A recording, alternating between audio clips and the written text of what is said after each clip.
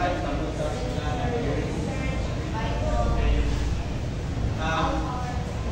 you have any idea what could be our topic for today? Anyone? Please. It's all about symbols.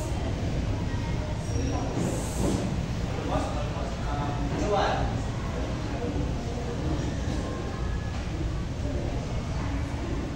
Just me, you have an idea?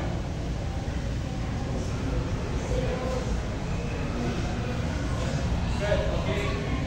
Very good. Our topic for today is all about early Christian symbols. So I will read Mr. Ramos.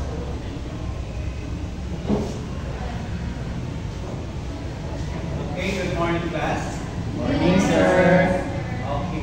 Before we go to our discussion, so we will go to our objectives.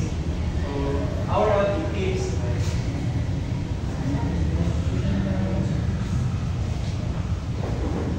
At the end of the lesson, the students are able to identify some of early Christian symbols. So, second is appreciate the religious symbolism and the Christianity and exploring their meaning. So, and the third objective is enhance the communication skills through the group discussion and presentation about the early Christian symbols and their significance. Did you understand, guys, to our objectives? Yes, sir. Okay. Before we start our discussion,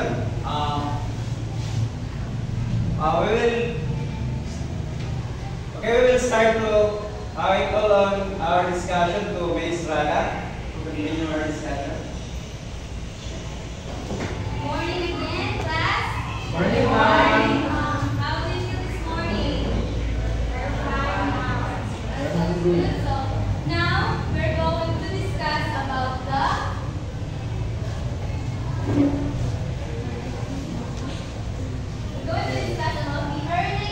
early Christian symbols. So everybody please read. As Christianity became the religion spreading around the world, employing Christian symbols as time was permitted. So as a Christianity, so do we have a variety of symbols that are used to express our beliefs and teachings? Yes. Yes, that's right. So Christianity, like many other religions, has a variety of symbols that are used to express our beliefs and teachings. So these symbols are often used in religious ceremonies, art, and architecture. So we have some popular symbols that shows the religious desires of the believers to express our faith freely through signs. So some of the early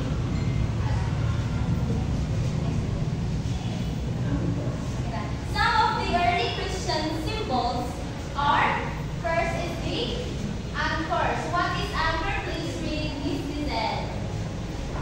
Anchor is symbolized as hope. Yes, anchor is symbolized as hope. So do you know what is anchor in class? Yes. So have you seen anchor in person? Yes. So where did you see it? Yes, that's right. So anchor is symbolized hope. So why it is symbolized as hope? Why? What is hope? Please read. Mr. Rabadon.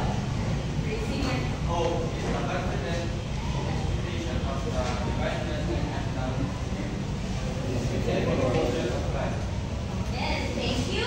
So why the anchor symbolized as hope? Anyone? So anchor represents as hopes or as steadfastness. So what do you mean by that? Because the anchor, hope, which is hope.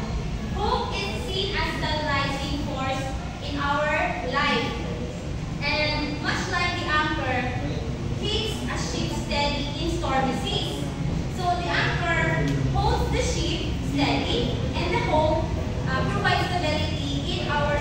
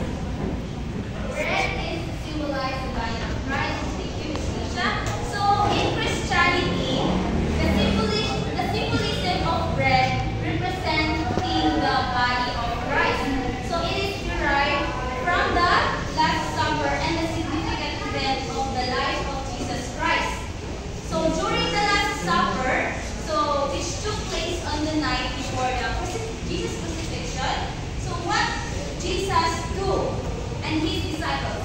To his disciples during the Last Supper. What Jesus do during the Last Supper with his disciples? Saan nalagay ng tikwan? The Last Supper. Yes, please, Tauko. And then, so what Jesus do and his disciples during the Last Supper?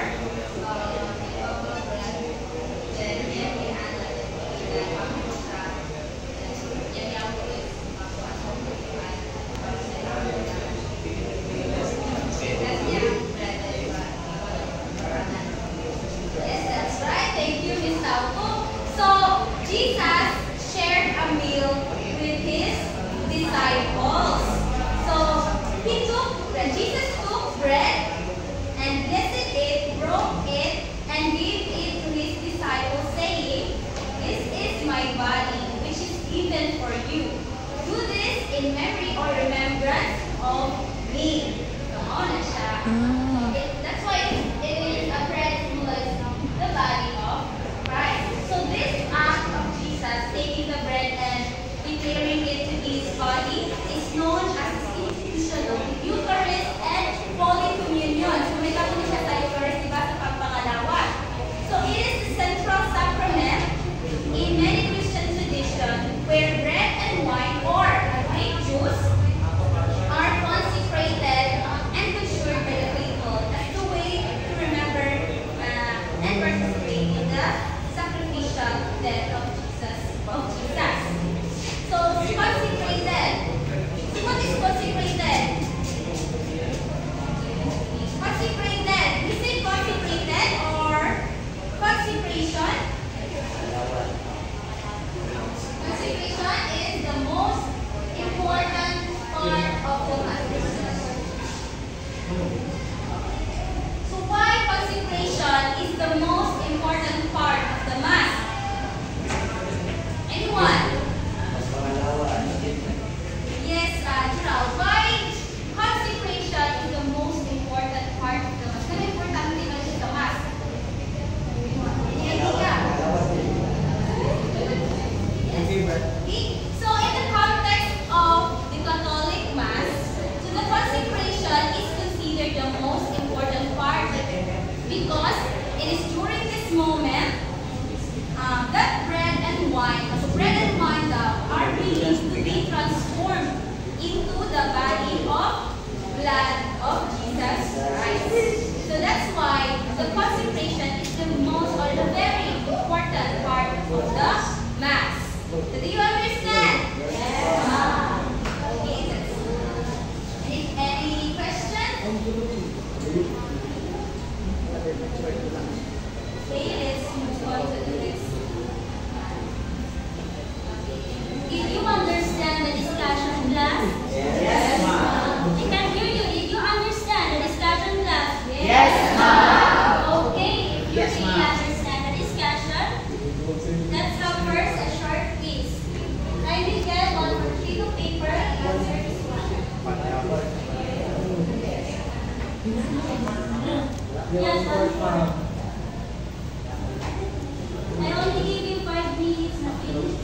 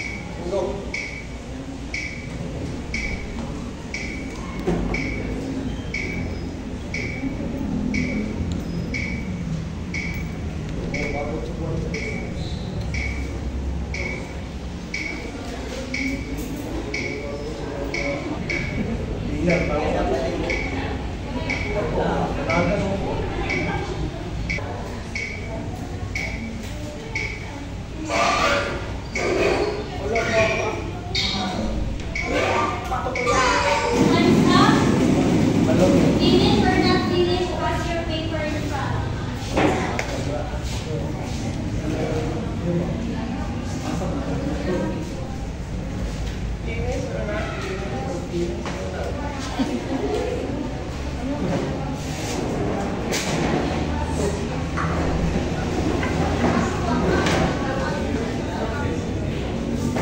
Okay, thank you. I hope that you understand the discussion. Does everyone miss out reading the activity?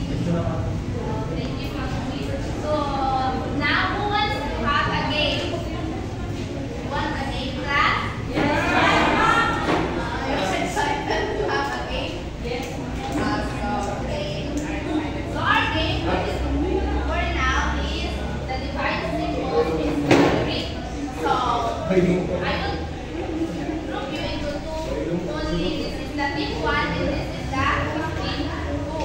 Then you will choose one only, one person in your group to come in front.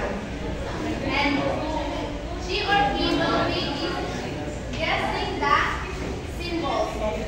I have here a lot of symbols. Then she or he will choose 3 symbols only. Then by a one. But before that, i-blindfold sa nato siya. Then without knowing or without looking at it, mag-pick siya o tulong ka picture or symbol here in my little basket. So please, kanang pagpili mo isa sa inyong member lang ang bawal siya. But before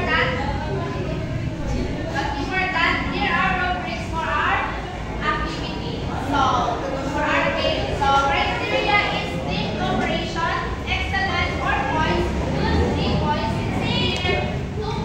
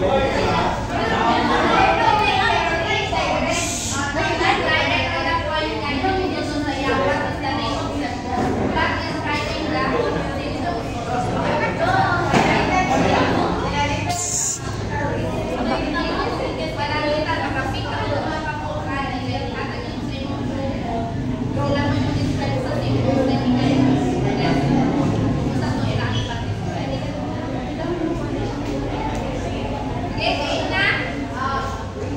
Okay guys, kayo na mo? Kayo na mo?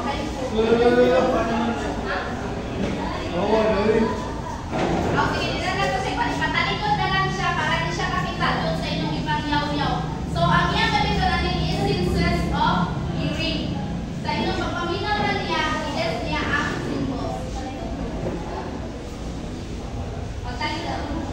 Waman, paunahan na yung buha. Kung kisang buha, ang unang picture na 3 symbols, mga itao.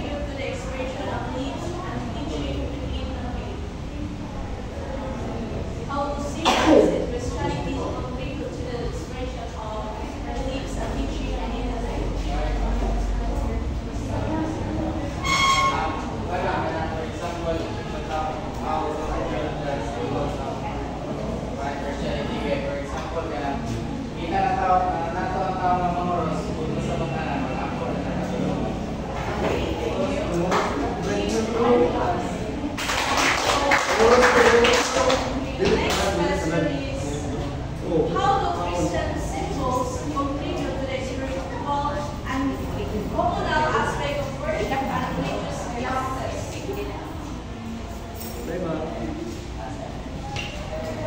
And yet, when you answer, how do Christian symbols contribute to the spiritual and communal aspects of worship and religious practice? So, there are symbols like so, kita ang doon or the God or doon or so, believe at about We five comes on that. Okay, let's move on to assessment of these Christian practice. So I guess class you learned a lot of things about our lesson this morning. So let's have a short quiz. So please get one more sheet of paper and answer this following question. But before that, please read the directions for everyone. Directions. Please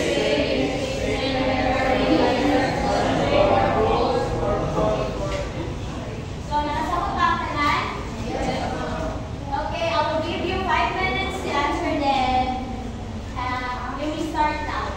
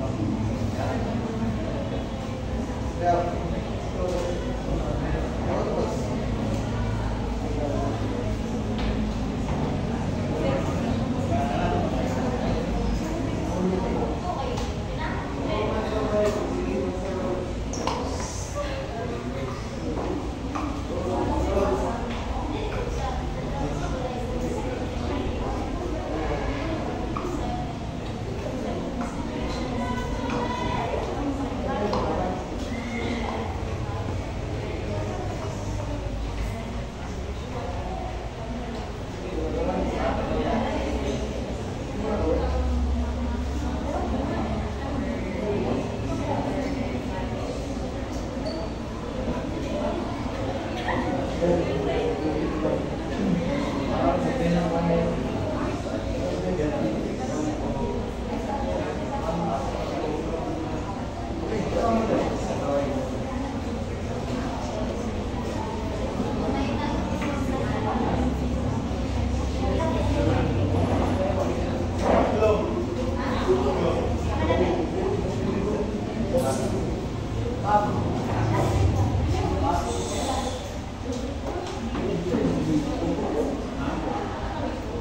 are you done?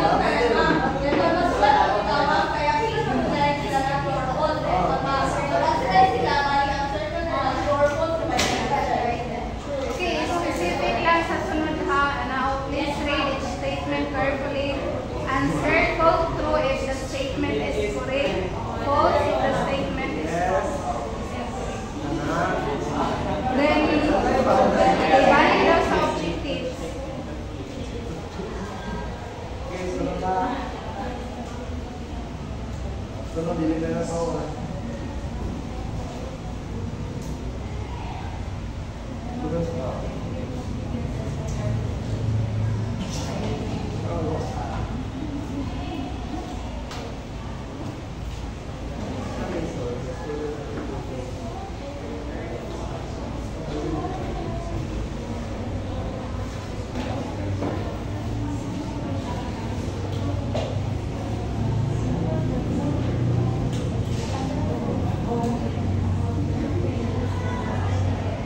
So, demonstrators, sana sa mga sabagay, magkakaroon ko ng musika.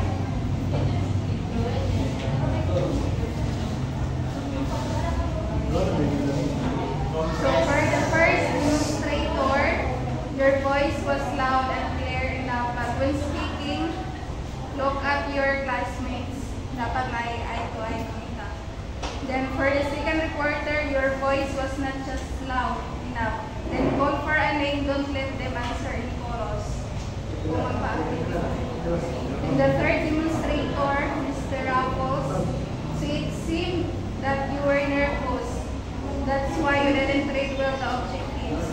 So don't let your emotions or nervous on hand ka the next time na mag-read. And then for the third demonstrator, your voice was clear and loud enough, and also you have delivered your lesson very well. Then one lang, give follow-up questions while discussing to know that if the students are with you and understand the lesson. Then, ang inyong PPT is na-amaze ko kay Kulot kaayo.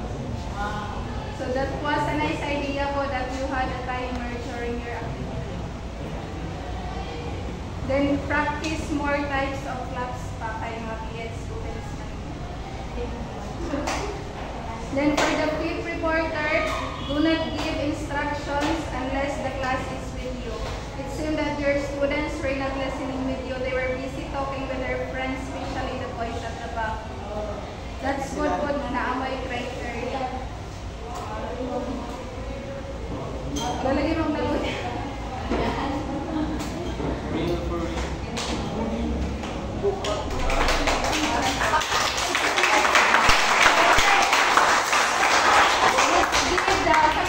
Sa mga grupo? Give the group for an Indonesia clap. Abalo mo si Indonesia.